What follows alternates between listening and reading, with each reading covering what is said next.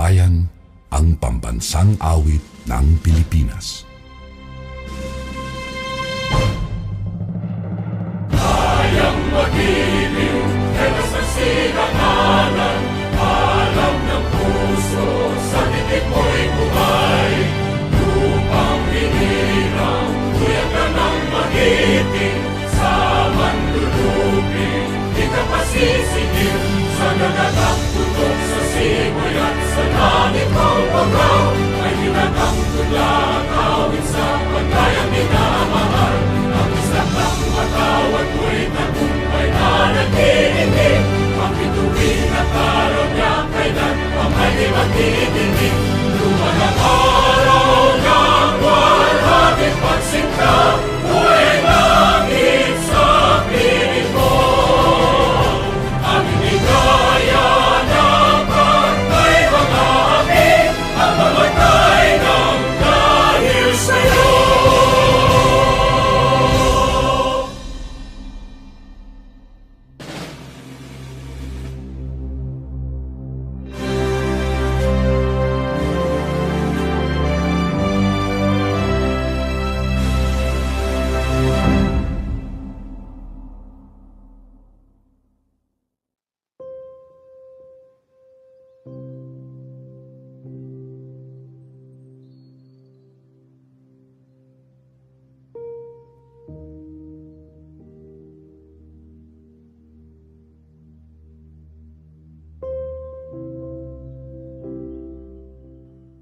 Sa ngalan ng Ama, at ng Anak, at ng Espiritu Santo.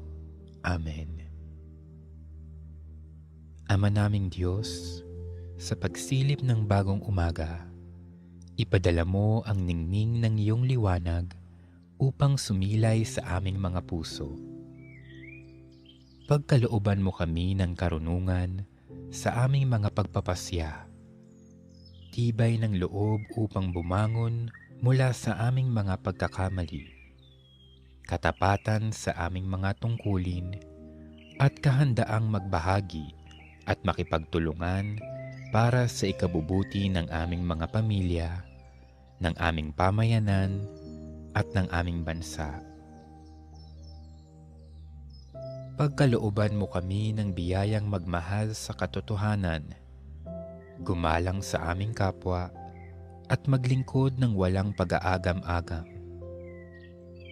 Ipag-adya mo kami sa pagmamalaki at sa mga gawaing makasarili, at tulungan mo kaming mamuhay ng may pakikibagay sa isa't isa.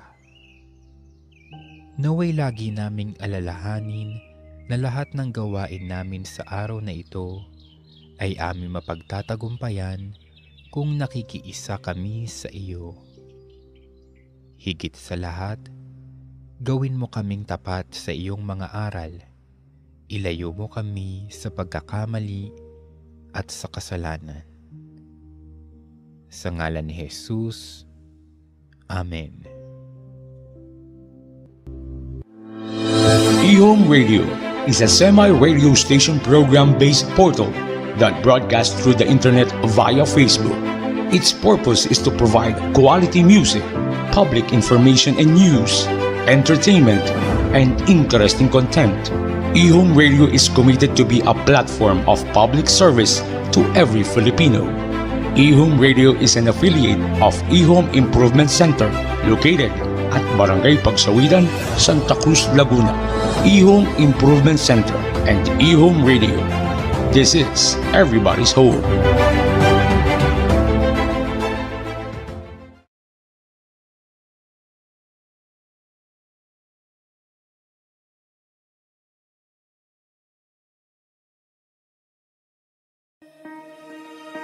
Ang Pilipino, naiiba, natatangi, alamin ang mga ginintuang katangian ng ating dakilang lahi.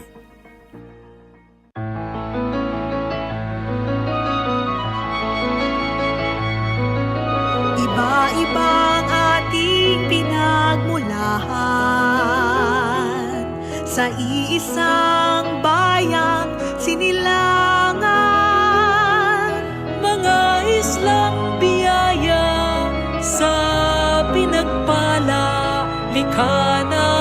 ang Diyos o bathala. Tinataglay ang dakilang yaman, sa atin binigay ang perlas ng silangan. Gintong lupa't karagatan, kay gandang kalikasan, ito'y sasagipin pangangalagaan. Yan ang Pilipino, mapalad ang lahing ito, likas ang talino, kailangan ng mundo ang Pilipino. Mapagmahal ang lahi ko, may tapang malasakit, kaming mga Pilipino. Mapalad ang lahing ito, likas ang talino, payabungin natin to, ang Pilipino. Mapagmahal ang lahi ko, masipag malikhain, yan ang Pilipino.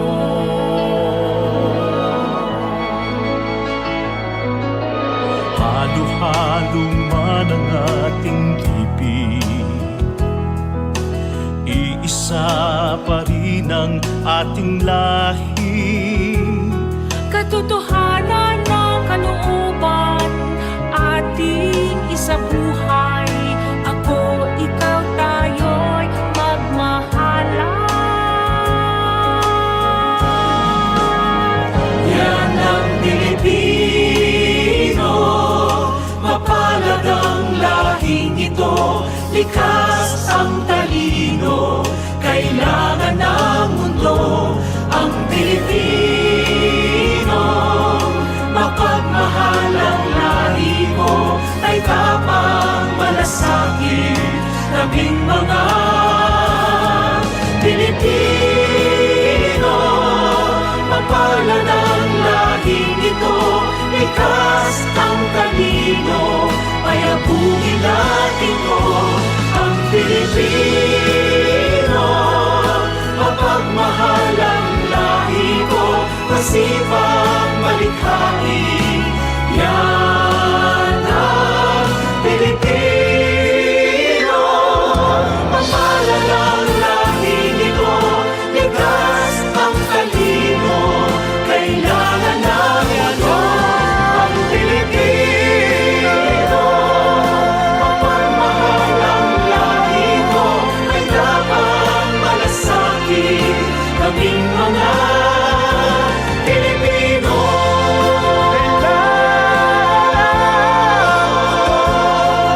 Likas ang talino, payabungin natin to, ang Pilipino.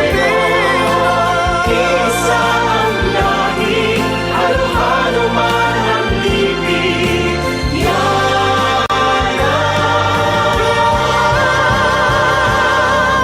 Pilipino.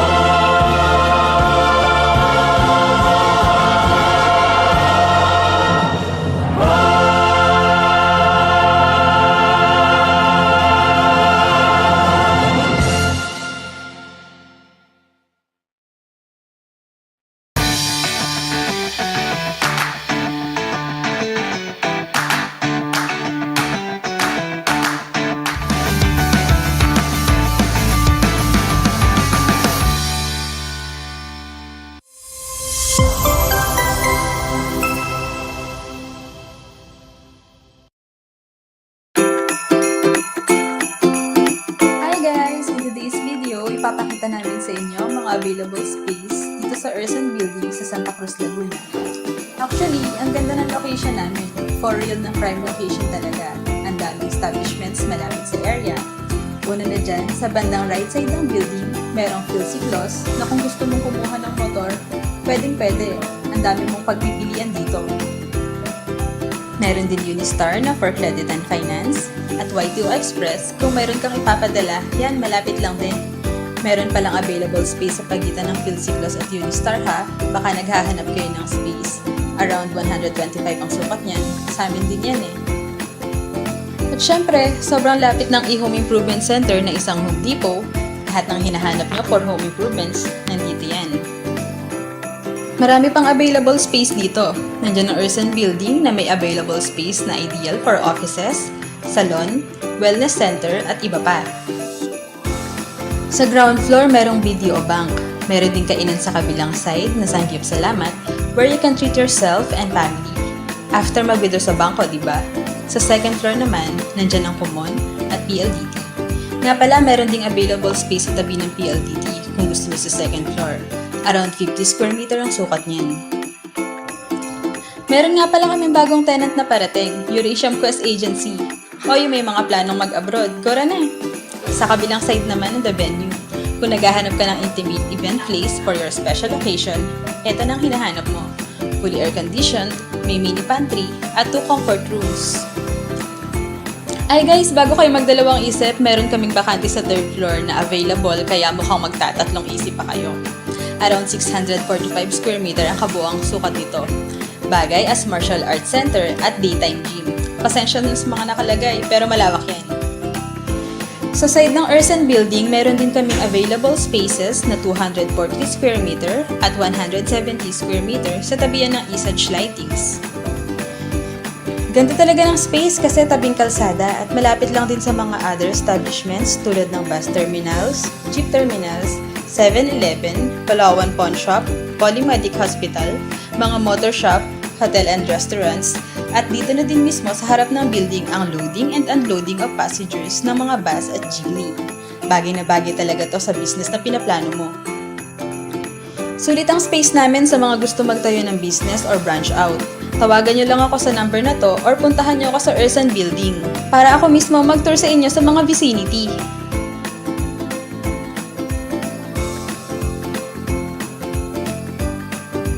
For sure magugustuhan nyo dito. Inquire na bago ka maubusan ng slot sa area. Maraming salamat sa panonood!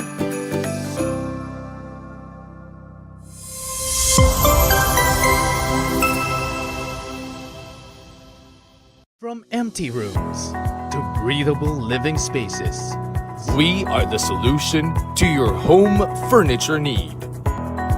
For more than 30 years, Home Suite has been one of the most reliable brands in the country. It is dedicated to continuously provide high quality yet affordable home furniture. From metal beds, Home Suite's product line has expanded outside the bedroom. It is now a brand that can also furnish your living area and dining space. We are Home Suite. Whitehorse Ceramic, Asia Pacific's leading tiles manufacturer, developed and produced to suit the ever-changing lifestyle trends. Visit our Whitehorse Ceramic World showrooms now. Whitehorse Ceramic, ultimate quality, timeless design.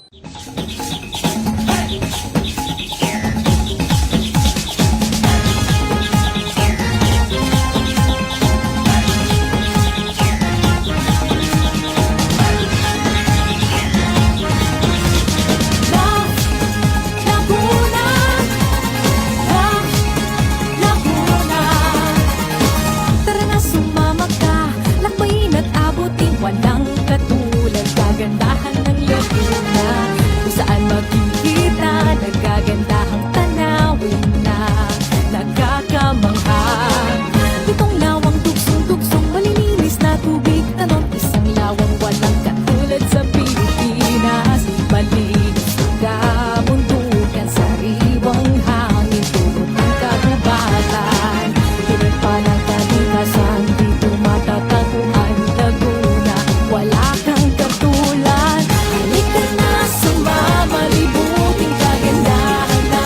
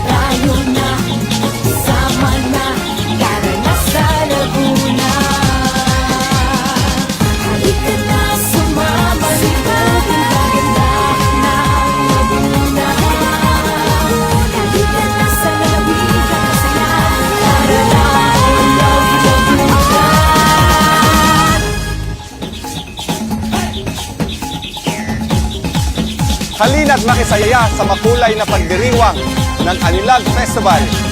Love Laguna!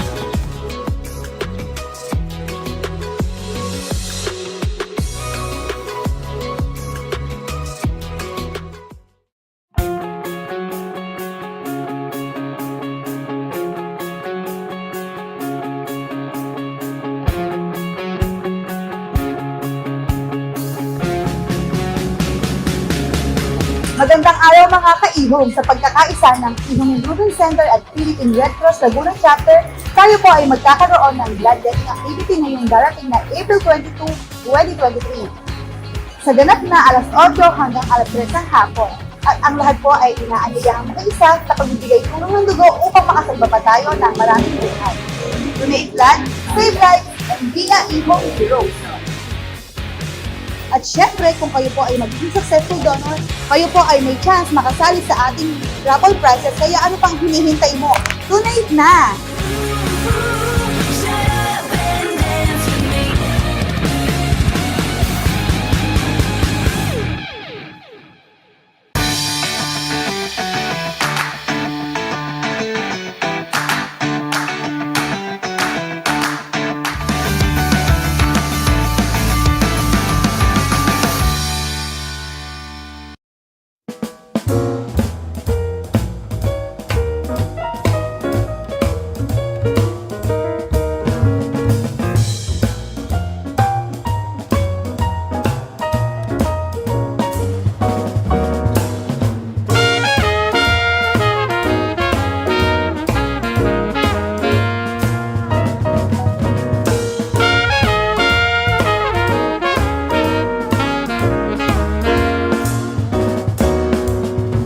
Magandang araw mga ka-EHome.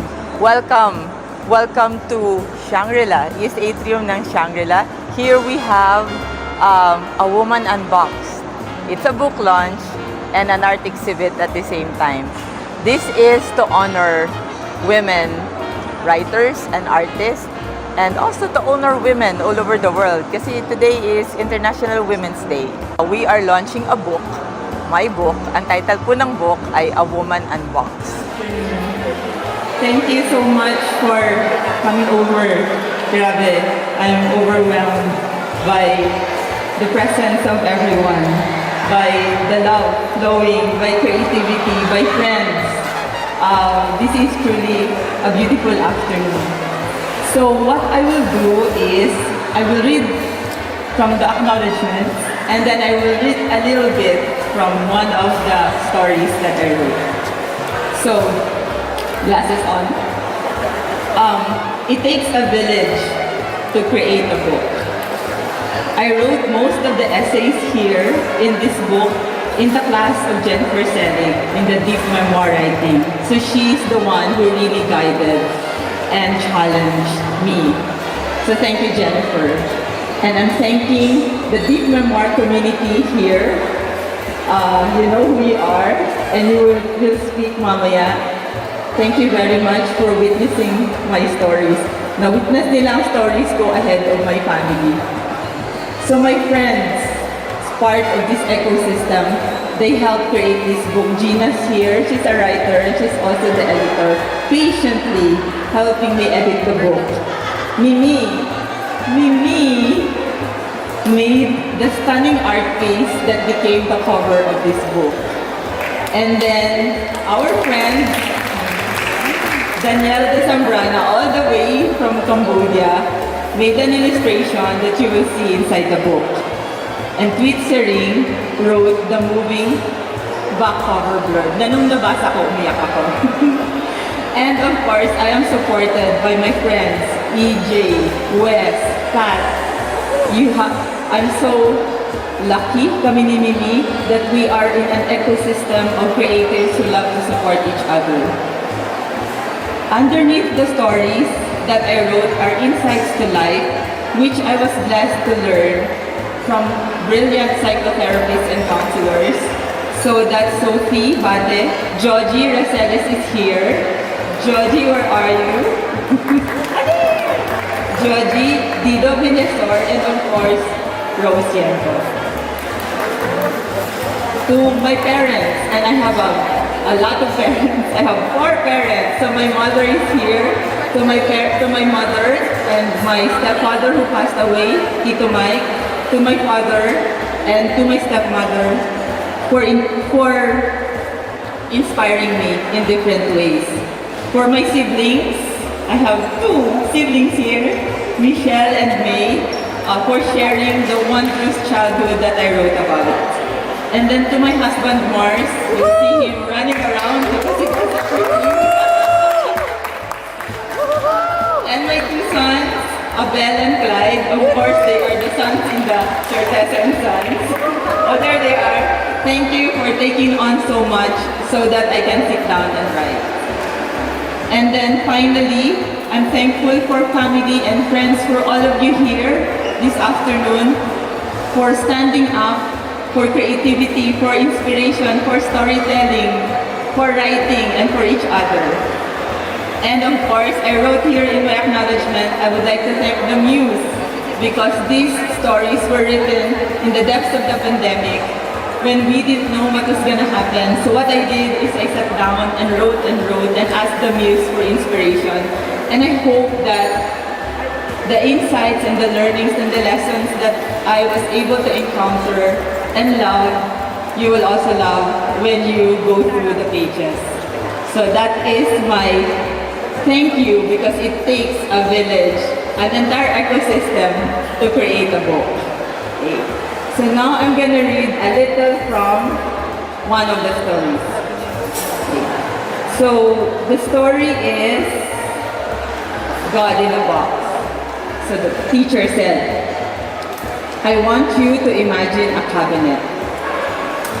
Me, being an ambitious student, I imagined a big towering cabinet. It was so tall, imagination lang naman eh, it was so tall that the cabinet touched the clouds. And then the teacher said, open the cabinet. So, I opened my overachieving, tall, dark brown cabinet made of solid wood. And then the teacher said, I want you to imagine a box.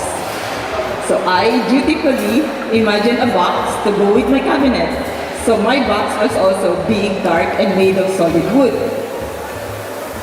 And then the teacher said, I want you to put God inside the box and put the box at the very top of your shelf of your cabinet.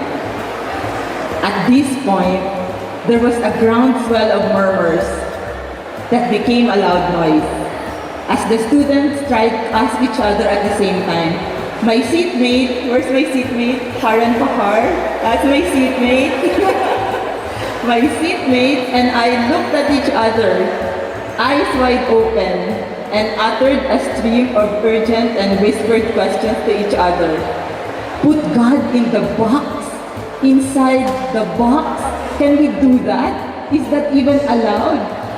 To quell the deafening buzz of disoriented students, the teacher, disinterestedly said, I want you to put God and your concept of God inside the box and put the box at the very top of your shelf.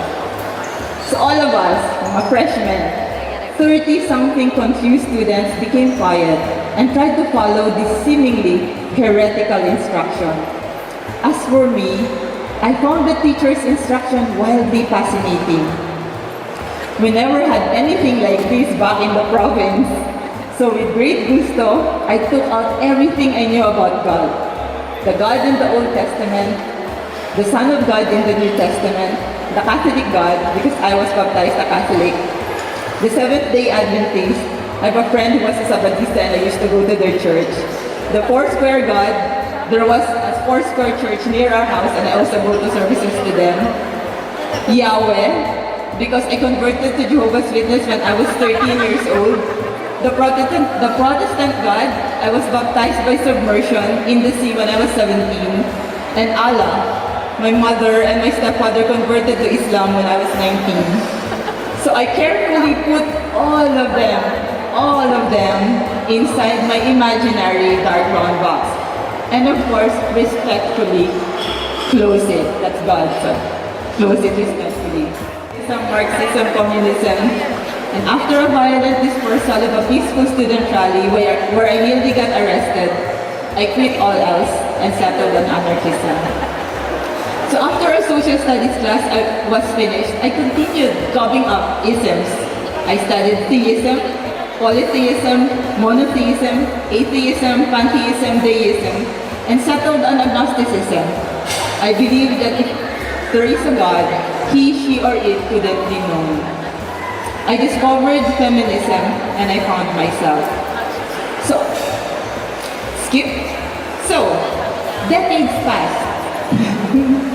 Karen, my social science studies seatmate, who is now one of my closest friends, met me for our usual dinner after work. Over beers, our talk turned to the first day we met. She told me that the class was a turning point for her, as it opened her mind about God, politics, philosophy, and history. She said it made her think and feel braver. I told her that after 31 years, ayan na, nalaman na, matanda na. After 31 years, I was still in awe of our teacher's opening salvo of putting God in a box. I was still reminiscing about that morning when something struck Karen. She turned to me and abruptly said, so Karen said, "Oh my God, Certeza, you never opened the cabinet?" So I said, "No, did you?" And Karen said, "You did not take God out of the box?" I said, "No, did you?" So Karen said, "Of course I did. Right after the SEM, I opened the cabinet and let God out." And then she said, "Oh my God, Certeza, no wonder you're such a heretic up to now." So after that inuman, Karen's remark swept back the years. And there I was in the classroom. I imagined I was opening the box where I kept God all these years. God was not there. Of course not there. Maybe he was never there in the first place. But what came out of the box were images of me. From a bumbling little girl to a nervous provinciana to the me of now. A mother, a writer, a worker, idealist, feminist, agnostic, and as my friend said, an incorrigible heretic. So that is the Woman Unboxed. And then, we are also featuring the exhibit of my good friend, Mimi Tecson. So si Mimi is also exhibiting her works, makikita nyo mamaya. Ang title po ng exhibit niya, ganun din, A Woman Unboxed. Dahil what we did is we had a collaboration. So, yung book ko, when it was being edited, I gave Mimi a copy and then she read it and then she expressed her art using the lens of the book. And then, gumawa siya ng artwork na ginamit ko sa cover ng aking libro. So it's really a collaboration of an artist and a writer. Hello, I'm Mimi Tecson. Gayle and I are very good friends, and one time we met for lunch. We were just gonna talk about her book. She invited me to do her book cover. And so when I agreed, I came up actually with 2 studies for Gayle. And I do assemblage works. And the paper cuttings are parang my new explorations for my art. This exhibition is about motherhood, the different hats we wear, and the struggles also that we go through, and of course the triumphs also of motherhood. Yeah, basically it. Thank you. So aside po from Mimi and I, ang mga kasama ko po dito ay mga fellow writers ko. So, nandito po si Miss Sonia Roco, kasama ko siya, nagsulat kami ng mga libro, Vessel of Voices, Pandemic Pause, and the Filipino Anthology. And magkasama din po kami ni Miss Sonia Roco nung ginawa namin yung book tungkol kay Senator Raul Roco, Daring in Heart. Memory is one of the most powerful faculties that a human person uses in his life. It applies both to the power of remembering and to what is remembered. Example, Gayle is gifted with a remarkable memory, or that incident is now just in a distant memory. Memory is the sum total of what we remember. It is an act of recollection that consciously bring back events or experiences of the past, or recalling or reminiscing pleasant experiences of feelings from a remote past. It is also the result of an influence on perception, attention, and learning. It's very complicated to explain what memory is. If you go and look at Google, it will tell you all the types of memory, sensory, long time, short time, memory at work. But really, memory is a gift. It is a gift from our Creator that we human beings are the only ones who have it. I don't think the animals or the plants or any other thing here would have memory like we do. But can you imagine, with purpose and meaning, will simply be erased. All connections will be cut off, and all that will be left will be your physical organs functioning in autopilot mode until the moment that everything has been forgotten and you are back in fetal position. It is sad. It is painful, but it happens, and is happening to millions of people the world over. Friends, memory makes us. So let us be grateful for it, and let us be grateful that today we remembered to come here. There are many times I've been to the wrong place at the wrong time because of my memory, or attended the wrong wake of somebody, and because they know me, oh, thank you, you've come, but who is this dead person? My memory. But then I'm not surprised, because according to developmental psychology, at a certain age, your memory declines, and and so you sort of live with it. But we have to take care of it. We should not let it die a natural death. So I'm doing games. I am memorizing a poem. I am trying to remember a song that's given to me to be memorized once a month. And really, it takes effort now. But if we have it, let's be grateful for it. Make it an experience we will remember with joy. Which brings me to the idea of legacy. Let us pray that to remember this day, the books written, the artworks exhibited will become a legacy that will serve as an example for others to preserve memories that teach valuable life lessons. This can be a source of pride and motivation to inspire others to strive for greatness. So thank you for inviting us to witness this event that is filled with soul. Kasama din po namin ang President ng E-Home Marketing at E-Home Radio, si Edlyn Ng Cha.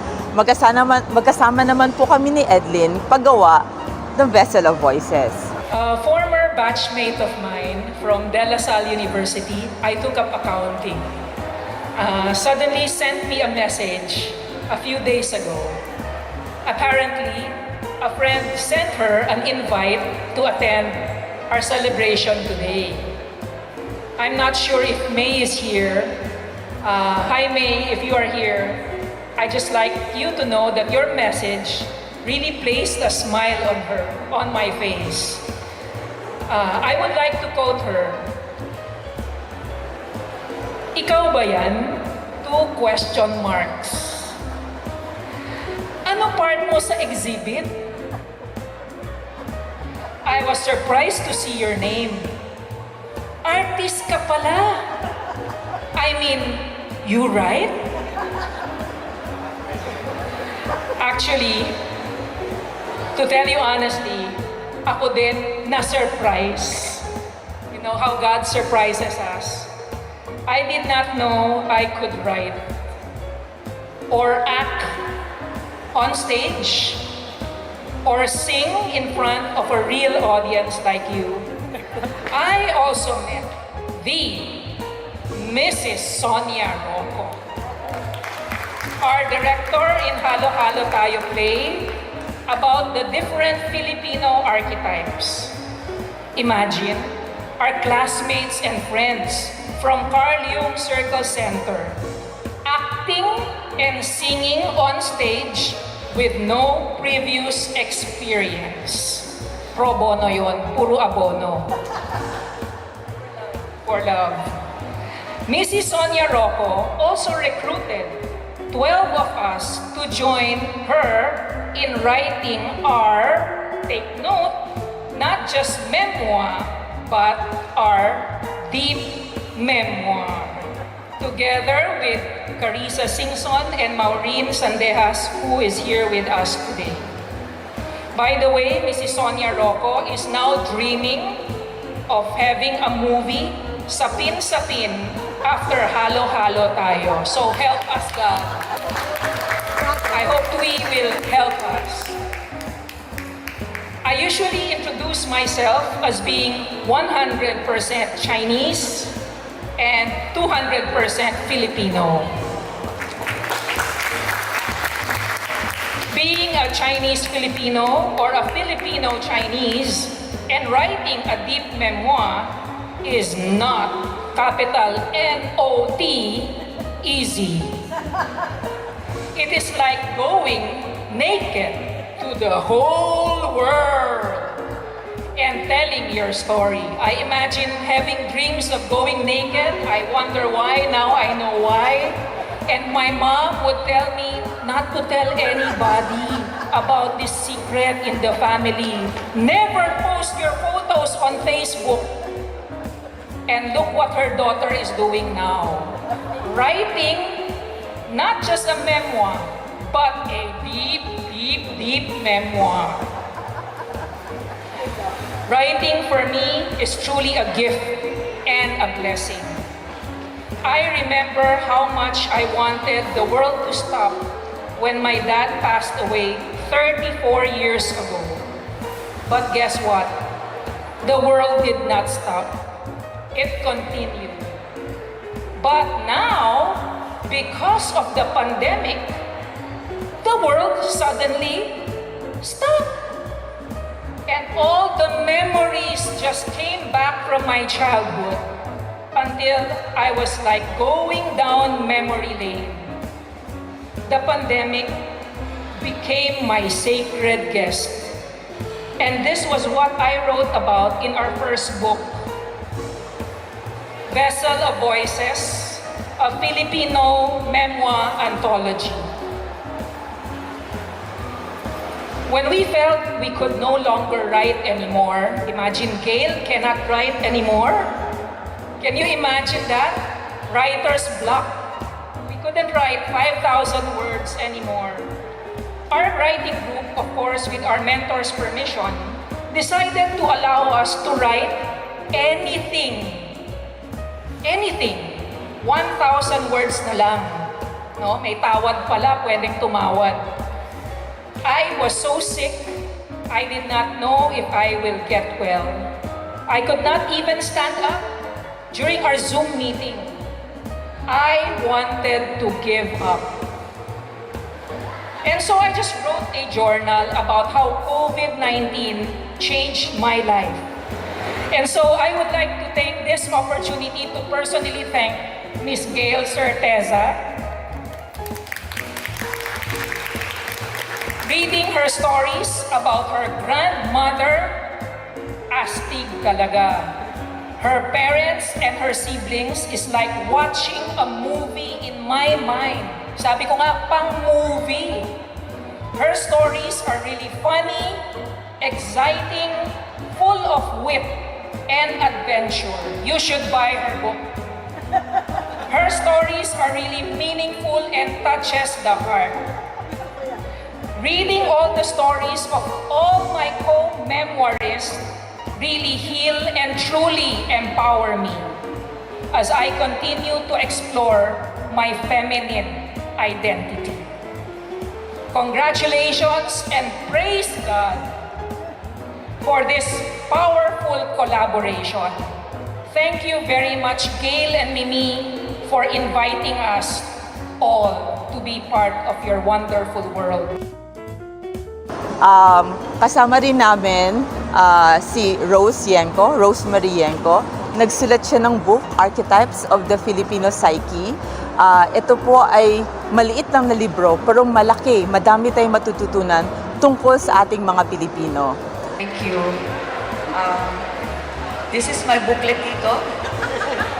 It's very tiny. Sometimes I'd like to call it the, remember the book? The little engine that could? Yes. So it's almost like that. I have 10 sentences on my phone because Kat said, Mom, you have 1 minute to talk. Anyway,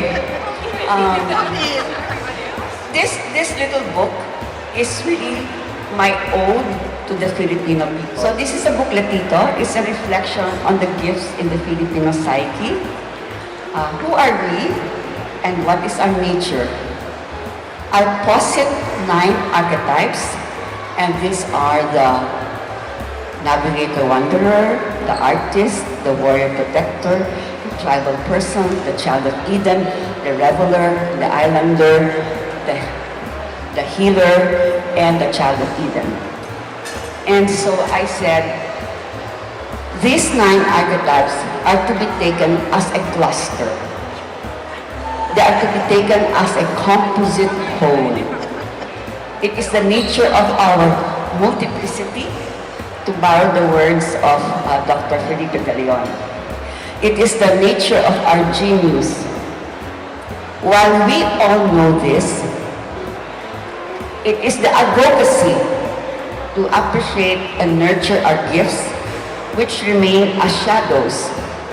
We all know this, but it is our attitude towards it which make them our shadows, the valued and taken for granted. Can we add to this gold which is in us, the alloy, which is the alloy of tending consciousness? Not just consciousness, but tending consciousness. What does it mean? That means to nurture the gift. Abangan. There is no stopping us. And I envision us in positions of global leadership for our creative industries. But that is just one gift. There are 8 more to go. Can you imagine how we will really unbox the Filipino and unbox the world to discover or rediscover our humanity, our kindness, and our tenderness to each other. So thank you for this opportunity, for sharing this ode to the Filipino. Nandito rin po kasama ko, 2 ko ring kaibigan. Ang isa po si Tweet Sering. Si Tweet Sering ay author. Nakasulat na siya ng 3 libro. Asti Girl, Wonder Girl, at saka A Bear. At siya rin po ay screenwriter. So kakatapos niya ng sulatin kasama ng kapatid niya na si Tara, isang series, TV series na ang title ay K-Love. At mapapanood nyo to sa View. Panoorin nyo kung hindi nyo pa napapanood. Maganda, sobrang ganda. Hi, my name is Tweet Sering. I'm an author and the scriptwriter of K-Love, which is an 18-episode series streaming on View Philippines. So this is a really awesome gathering of writers and artists. So I'm super happy to be here and kilig. I was asked by Gayle Certeza, who is the author of A Woman Unboxed and the publisher also of Certeza and Sons. And she asked me to to speak about kilig. Because kilig is one of my favorite subjects in the world, and I can go on and on about it. And 5 minutes is like, hello, hell. So if this is bitin, I'm on Instagram, message me, I will send you the full thing, okay? All my thoughts about kilig. But so far, I mean, I will just give you a taste of what kilig has been like in my life and in my writing life for 3 to 5 minutes. So, like Gayle said, kilig is something that is actually it's my lighthouse. This is from Kat. She said that it is my lighthouse because when I feel kilig, I know that I'm on the right path. I know that my kilig points me home. I find my way home when I feel kilig. And I don't know if I actually got to talk about kilig because it's a topic that I can't stop talking about, and I was given like 3 to 5 minutes to talk about it. So, like I told the audience, maybe just look for me on Instagram so that I can talk about, you know, kilig more in depth, and it won't be bitin. For those who haven't seen K-Love, please watch it on View. It's an 18-episode series that stars some of the best actors and actresses in the Philippines. Isa Calzado, Isabel Daza, Jake Cuenca, Sue Ramirez, and Gabby Padilla. It's gonna be it's a really fun series, and I know you're gonna have such an amazing time watching it. So yeah, catch it on View Philippines. And then kasama ko rin po si Gomez-Limchoc. Siya po ay kasamahan ko dati sa advertising. Siya po ay nagsulat din ng libro. Ang title ng libro niya is Book of 40. 40 lessons that she learned as she turned 40 years old. So magandang basahin para sa ating mga babae. And she will talk a lot about leadership, global leadership trends para sa mga babae. You know, it's funny that this topic that I decided to speak about a few days ago is actually related to where our first speaker ended up talking about very emotionally, right? How acts of creativity can actually be acts of nation building, right? Acts of creativity are our way of raging against the dying of the light, which sometimes our country can feel like. So, with that, I will start what I wanted to speak about. So one who knows how to lead by example, manage people and resources effectively, who fights for his people when there is injustice, and one who leads from the place of soul. These are the qualities that we Filipinos look for in a leader we are inspired to follow. So as Gayle said, I head creative and culture in a multinational advertising agency and network. And in recent years, I have had the privilege to sit at the table with all sorts of amazing women leaders from all around the world. Last month, as Gayle said, I was in Sao Paulo, Brazil, as part of a creative review committee. Basically, we come together to review the best work from around the world of our agency network.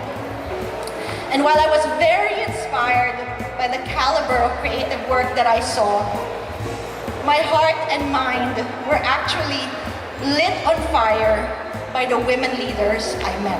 One who knows how to lead by example, manage people and resources effectively, who fights for her people when there is injustice, and one who leads from the place of soul. The Pinuno mural should have been painted a badass, beautiful female leader. As the last speaker, I want to end with a call to arms and some mascara. Let's all sit at those tables and unapologetically be, to paraphrase Maya Angelou, a phenomenal leader, a phenomenal woman. Nandito rin yung dalawa kong kaibigan, si Dina Pecaña at Gina Verdolaga. Sila naman po ang nagsulat ng book na Between the Raindrops. And this is a series of short stories or vignettes na inspirational. So maliliit lang siya, mga 1 or 2 paragraphs, but you get a life lesson per page. Hi, good afternoon. I'm Dina Pecaña, and I'm one of the co-authors of Between the Raindrops that is being launched today.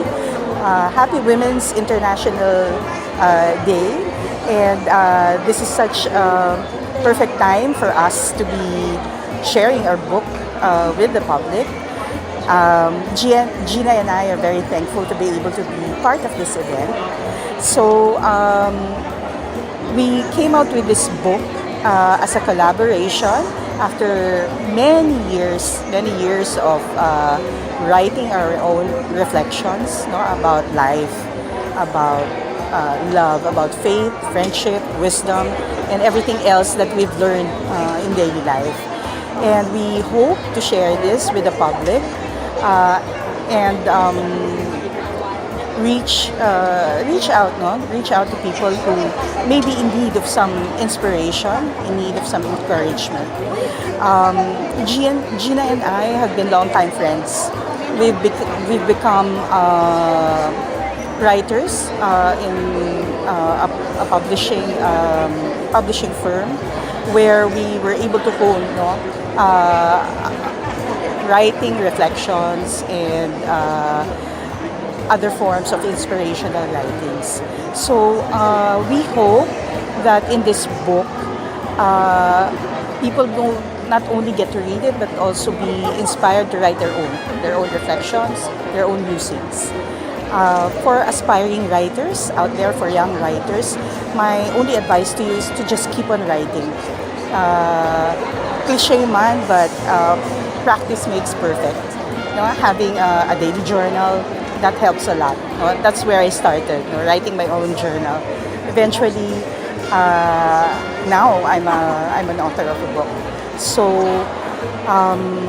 you may not become a best-selling writer, but certainly if you have a message to tell, a message to share, please do write and continue writing. Hi, good evening. My name is Gina, and this is a reflection called Hair Folly. I often wear a small comb to keep my hair neat. It's not readily available in stores, so I always hoard several pieces. One day, I was in a mall, standing on a downward escalator. I felt my comb slipping, and when it fell, I bent to grab it this way. I thought I could do it. Split second. Next thing I knew, I lost my balance and my feet flew up in the air like a frog while the steps were going down the escalator. And then I heard 2 guys. They ran down and lifted me up just in time for us to get off safely on the first floor. I managed to say thank you to my saviors before they disappeared. Did it really happen? I had bruises on my arms from where they held me. I couldn't believe I stupidly risked my life just for a hair accessory. Sometimes our possessions own us and we forget who our ultimate provider is. My guardian angels worked really hard that day to dramatically remind me to rearrange my priorities. What really brings joy and contentment to my soul? What gives real meaning to our existence? Not material things, of course, but love for God, family, friends, and my brethren. So much for my hair falling. I'm sure you all experienced unexpected or unexplainable things that teach you a lesson. Sometimes we don't even recognize that there is something extraordinary in the ordinary. I used to write general articles for our publishers' magazines, and it was only Dina here who persuaded me to try inspirational writing. I didn't want to at first because I felt unworthy. I thought I didn't have the right to give spiritual encouragement to others because bakit? Sino ba ako? I'm just a flawed mortal. But we live our lives, the best we can. We fall, we pick ourselves up. Over time, we learn humility, we learn to appreciate our blessings, big and small. Our little book captures such aha moments, the times we realize we're not alone in this world, that there is a divine plan for all of us, that we deserve and are worthy of love, that there is always room to move between the raindrops. By sharing our stories, our friendship project, we also honor our family, our friends, our readers. Thank you everyone for coming. By the way, I still collect hair accessories. If you want to do stash, call me. Thank you.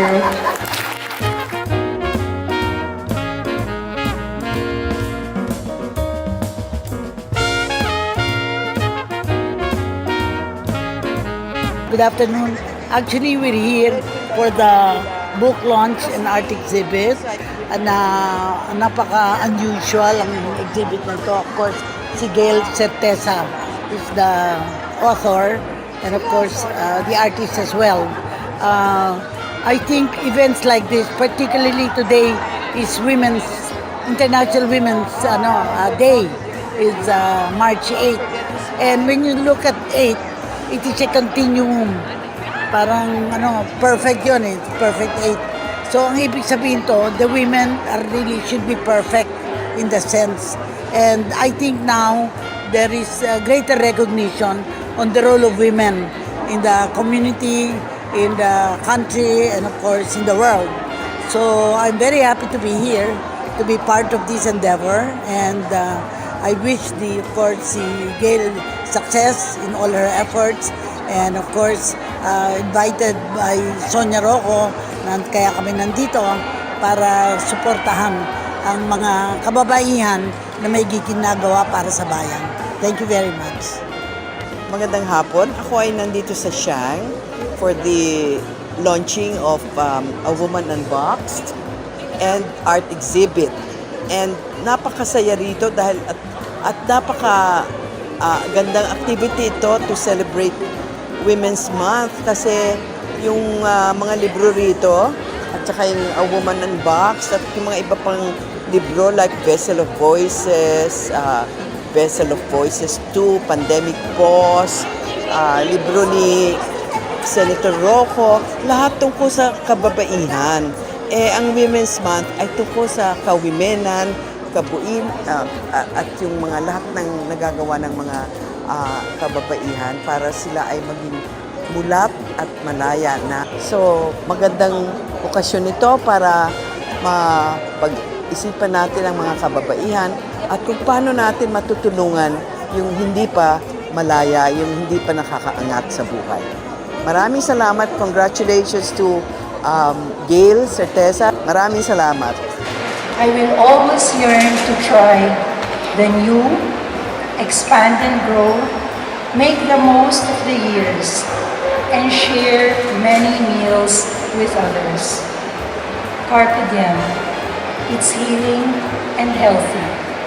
And don't we all live in the blink of an eye? So today is a very, very special moment, most especially for my friend, Gayle, na super kulit. I have many blinks of an eyes with her. Sobrang dami ng blinks. But Carissa explained it very well. So, here's to Carissa. Thank you. When I submitted my first draft to our editor, who's here, this was a year ago, I sent Anita a copy. I thanked her anew and told her how much she was in my thoughts as I wrote. Her response was expectedly affirming, even thanking me for making myself vulnerable to their stories, something I didn't realize was happening. She also gently reminded me that the work we do is not fully understood, even by our other colleagues. I guess it was her way of asking me to keep going. In closing, as I have expressed once before, it is my hope that when you generously take the time to read my piece, you will also begin to take notice of the many Rosalindas around you, that you will find yourself responding to the call to help change their lives, that you will not just hear, but listen to their stories and believe them, even if you don't understand. In doing that, you will set her free. You will unbox her, release her from the imprisonment of silence to become empowered. Finally, I reiterate my deep gratitude to all the dear Rosalindas. You have empowered me too, by trusting me, for teaching me that fear has a purpose, that there is power in helplessness, and that every day is a new day. Thank you. So yun po ang mga kasama natin today sa A Woman Unboxed book launch and exhibit dito sa Shangri-La. Ako po yung nagpapasalamat kay Edlyn at kay Emily Ng Cha for having me sa crew ng E-Home Radio, for being here. Maraming salamat. I really appreciate standing with women today at thank you very much. E-Home Radio, yan ang Pilipino.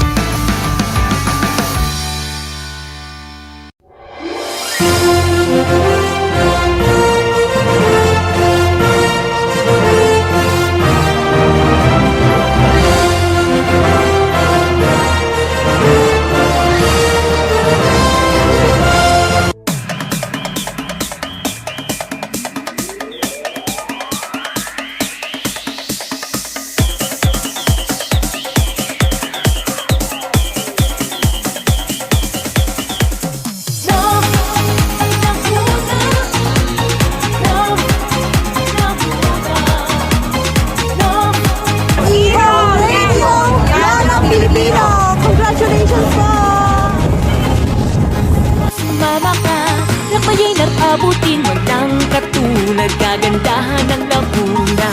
Saan makikita, nagaganda ang tanawin na nakakamangha. Ibang lawang dugsong-dugsong, malinis na tubig talon, isang lawang walang katulad sa Pilipinas.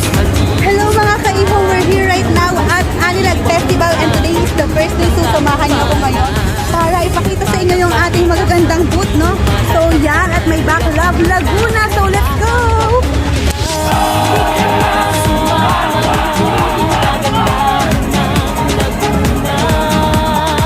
Halika na sa lalawig ang masaya, tara na, oh no, Laguna.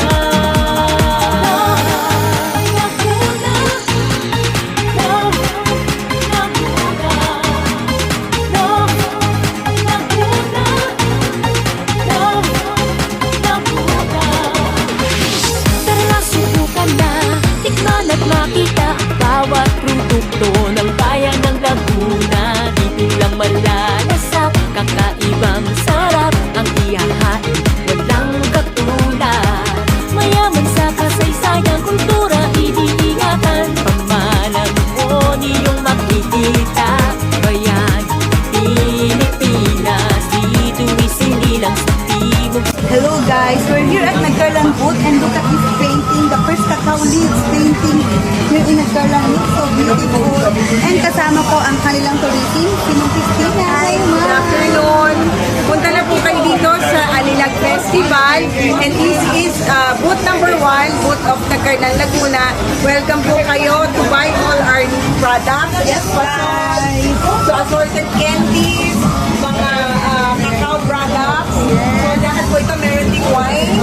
So lahat po ito, brohas, everything po. Masarap po ang aming mamuluto at marami po kami ng Cold Spring Resorts and we welcome you this summer to come and visit Nagkarlan, Laguna.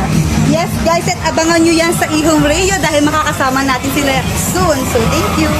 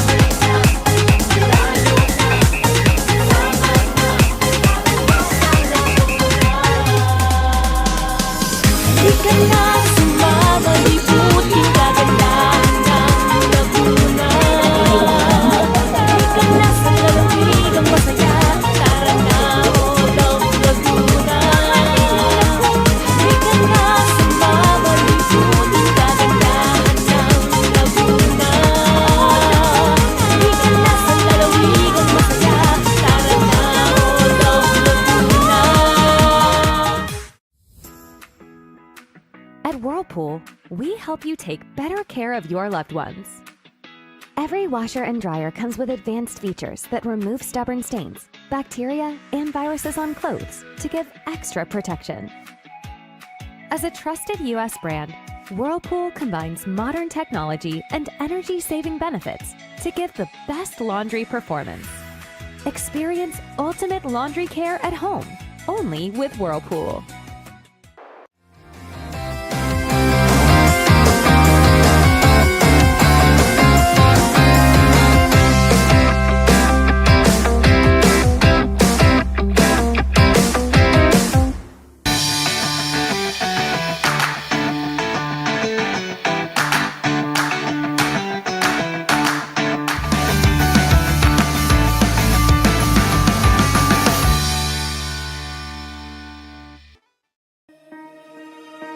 Ang Pilipino, naiiba, natatangi, alamin ang mga ginintuang katangian ng ating dakilang lahi.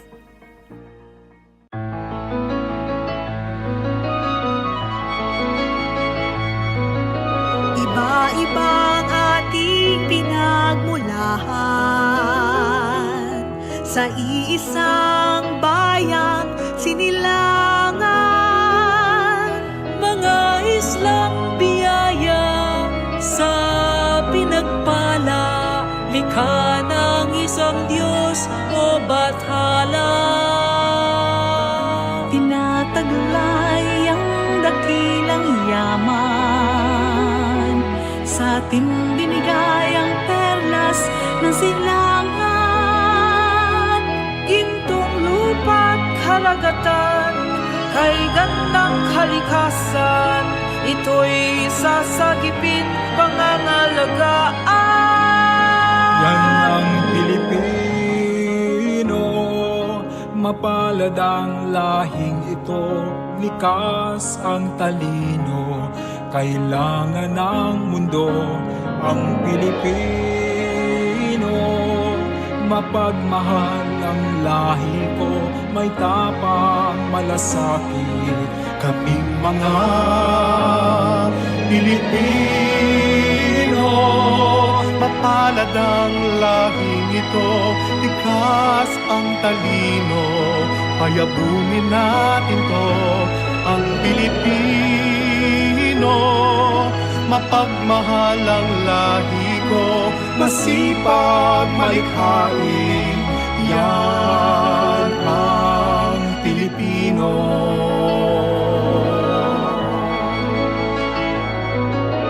Halo-halo man ang ating tipid, iisa pa rin ang ating lahi. Katotohanan ng kalooban, ating isabuhay. Ako, ikaw, tayo'y magmahalan. Yan ang Pilipino, mapalad ang lahing ito, likas ang talino, kailangan ng mundo ang Pilipino. Mapagmahal ang lahi ko, ay tapang malasakit, kaming mga Pilipino. Mapalad ang lahing ito, likas ang talino, payapugin natin ko ang Pilipino.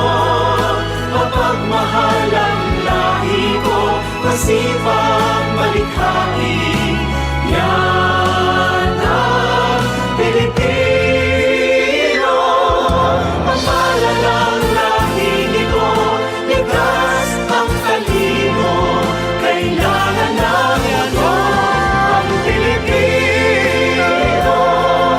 Mapagmahal ang lahi ko, ay dapat malasakit, kaming mga Pilipino.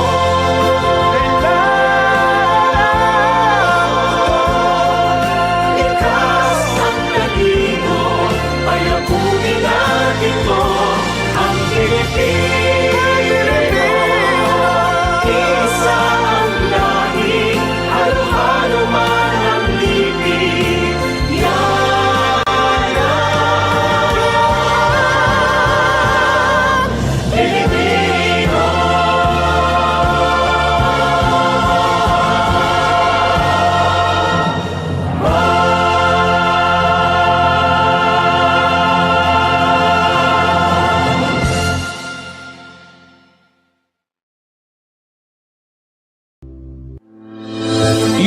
Radio is a semi-radio station program-based portal that broadcasts through the internet via Facebook. Its purpose is to provide quality music, public information and news, entertainment, and interesting content. E-Home Radio is committed to be a platform of public service to every Filipino. E-Home Radio is an affiliate of E-Home Improvement Center located at Barangay Pagsawidan, Santa Cruz, Laguna. E-Home Improvement Center and E-Home Radio. This is everybody's home. E-Home Radio, now signing off.